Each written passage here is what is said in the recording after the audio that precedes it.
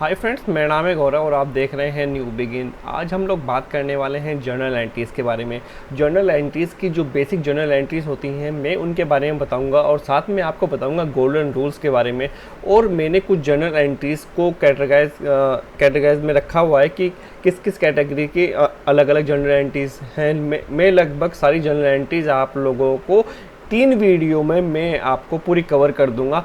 ये पहला पार्ट है। तो फ्रेंड्स, चलिए हम लोग शुरू करते हैं। सबसे पहले हम लोग बात करेंगे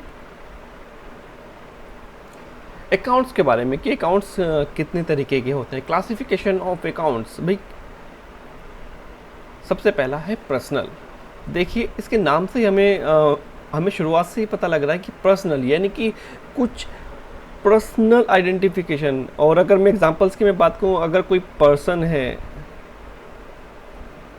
person, individual person, company, firm, basically अगर जिसके आगे नाम लगता हो, जिसके आगे नाम लगता हो, उसको हम लोग पर्सनल अकाउंट में काउंट करते हैं। दूसरा वो है रियल अकाउंट, जिसको हम देख सकते हैं, छू सकते हैं।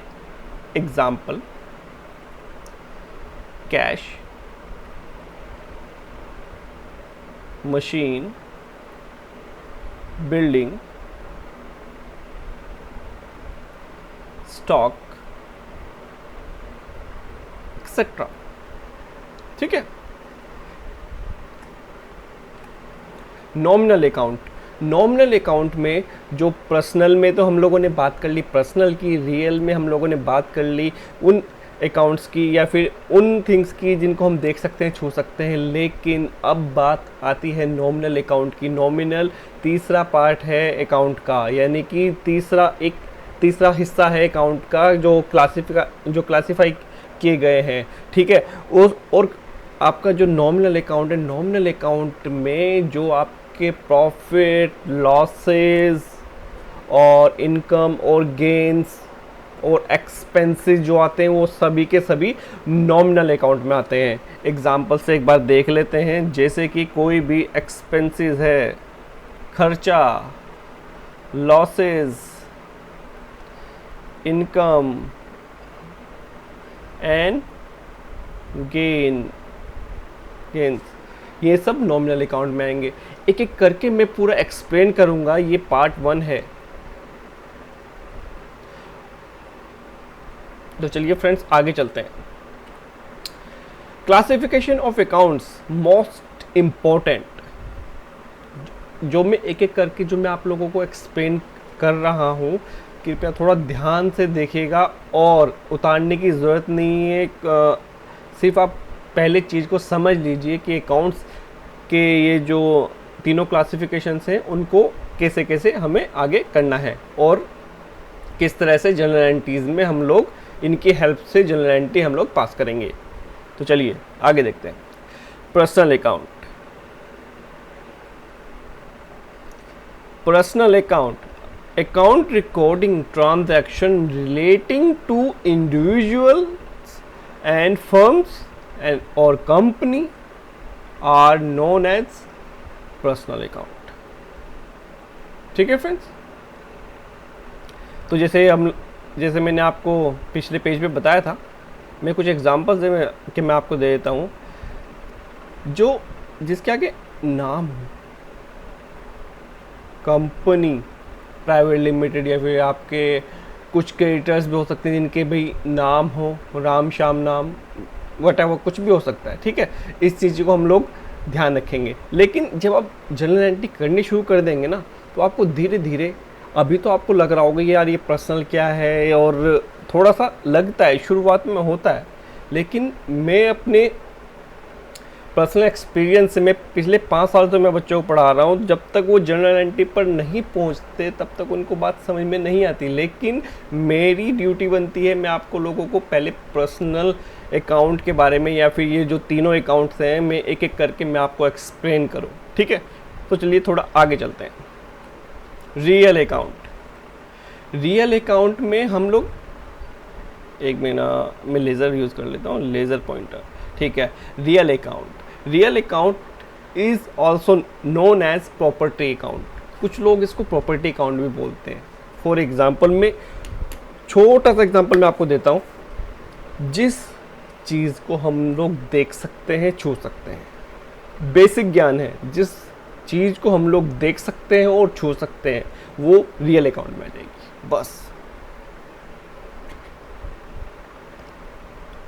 ठीक है। Property, it is record dealing in और विद प्रॉपर्टी, असेट्स और possessions,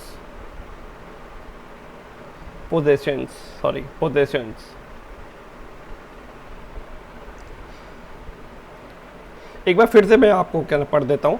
it records dealing in और विद प्रॉपर्टी, असेट्स और पोजेशंस।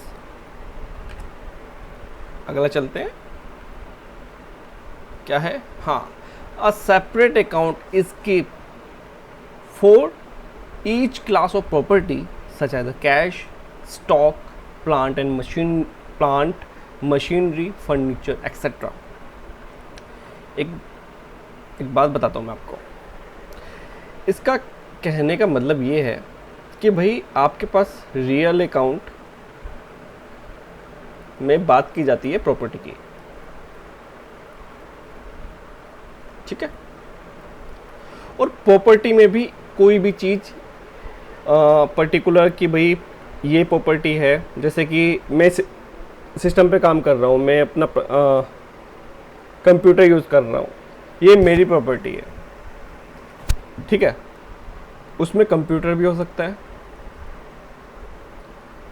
कैश, मेरे पास कैश है, वो मेरी प्रॉपर्टी है, मोबाइल, मेरे पास स्टॉक पड़ा हुआ है, आई मीन कुछ भी, मशीनरी, तो उन सब के सेपरेट अकाउंट बनाने होंगे।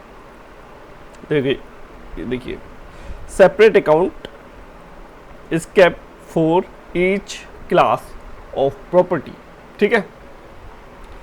जैसे कि रियल अकाउंट में प्रॉपर्टी की हम लोग बात करते हैं तो हर किसी को नाम प्रॉपर्टी नहीं दिया जाएगा। क्यों नहीं दिया जाएगा? इसलिए नहीं दिया जाएगा क्योंकि उसके ये तो एक जो आप ये क्या ना प्रॉपर्टी जो आप देख रहे हैं ना, ये तो एक हेड है। प्रॉपर्टी जो आप देख रहे हैं ये तो एक हेड है, ठीक है। इसके सब हेड कौन कौन से होंगे? सब हेड्स होंगे just like a cash, stock, plant, machinery, ठीक है, एक्सेट्रा।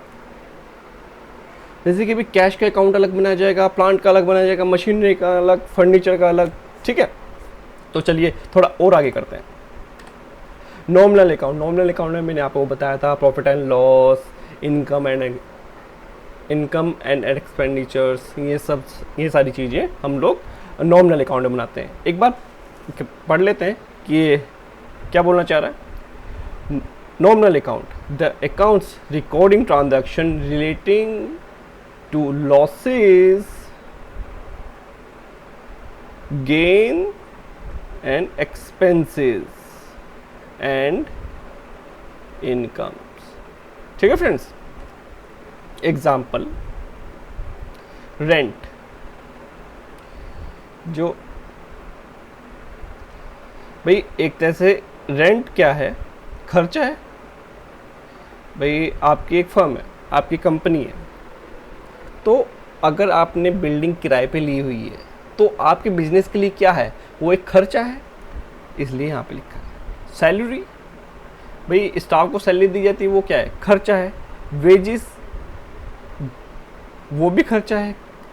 कमीशन, जैसे कि सेल करवाई तो किसी को कुछ % कमीशन दे दिया, भाई खर्चा है वो भी। अगर आप डायरेक्ट सेल करते तो आपका कमीशन बच जाता, लेकिन वो आपने खर्चा किया है। इंटरेस्ट, अगर आप पे कर रहे हैं तो। बैड डेट्स, भाई किसी को पैसे दिए थे, उसने पैसे नहीं लौटाए, वो बैड डेट हो गए। या फिर आपने माल उधार बेचा था, वहाँ से पेमेंट नहीं आई, वो भी बैड डेट हो गया, ठीक है। ये सब कवर होते हैं नॉमिनल अकाउंट में दोस्तों। तो चलिए आगे चलते हैं थोड़ा। पर्सनल, ठीक है। अरे ये नहीं भैया, हाँ पॉइंटर चाहिए था मुझे। पर्सनल अकाउंट, पर्सनल अकाउंट में डेबिट द रिसीवर, जो जनरल एंट्री जो हम लोग पास करते हैं, जैसे कि कोई भी ट्रांजैक्शंस होगी, कोई भी ट्रांजैक्शन जो होगी उसका इफेक्ट दो जगह जाता है। अगर आपने इस बारे में अब तक नहीं पढ़ा है, मैं इस बारे में बुक कीपिंग और डबल एंट्री सिस्टम के बारे में मैं एक वीडियो और बनाने वाला हूँ, आप उसमें देख सकते हैं। और अगर बन गई होगी तो डिस्क्रिप्शन में मैं आपको लिंक शेयर कर दूंगा, उसमें भी आप देख सकते हैं। कोई भी अकाउंट या फिर माफ़ कीजिएगा, कोई भी ट्रांजैक्शन दो अकाउंट को इफेक्ट ज़रूर करेगी, बिल्कुल। लेकिन ऐसा भी हो सकता है एक ही अकाउंट के दो साइड को इफेक्ट कर जाए, ये भी पॉसिबिलिटीज़ हैं। लेकिन कोई भी ट्रांजैक्शन दो एक्सपेक्ट ज़रूर होंगे उसके लेकिन ये वीडियो उस चीज़ के लिए नहीं है। तो ये सिर्फ वीडियो है आपका गोल्डन रूल्स के ऊपर। डेबिट द रिसीवर, जो जिसको भी हम लोग कहना डेबिट करेंगे, क्रेडिट द गिवर, ठीक है। रियल अकाउंट, डेबिट व्हाट्स कम इन, क्या आ रहा है, क्रेडिट्स व्हाट गोज आउट, और क्या जा रहा है।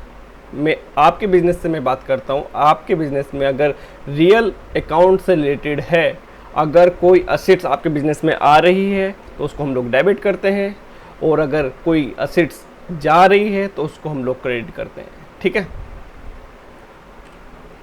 Nominal account, debit all expenses, अगर कोई भी खर्चा है, कोई भी लॉसेज है तो उसको हम लोग डेबिट करेंगे, और अगर कोई भी इनकम आ रही है उसको हम लोग क्रेडिट करेंगे, ठीक है।